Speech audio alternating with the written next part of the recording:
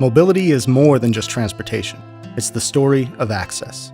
But for many vulnerable communities, a lack of access often leads to roadblocks in employment, health, and self-sufficiency. Employers also struggle with mobility.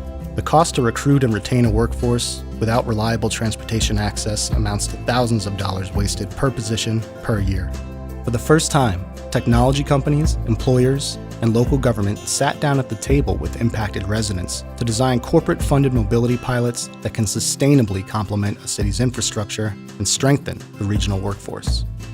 The City of Pittsburgh and Boston Consulting Group saw the opportunity to connect these labor shortage challenges with local residents' mobility struggles in order to prove the ROI of direct employer investment in transit solutions. The 200 attendees at Mobiliti created 20 pilot prototypes during the two-day event, setting the stage for public trials that aim to deliver holistic benefit across the region and prove that the time has come to embrace public-private partnerships and human-centered design in city planning.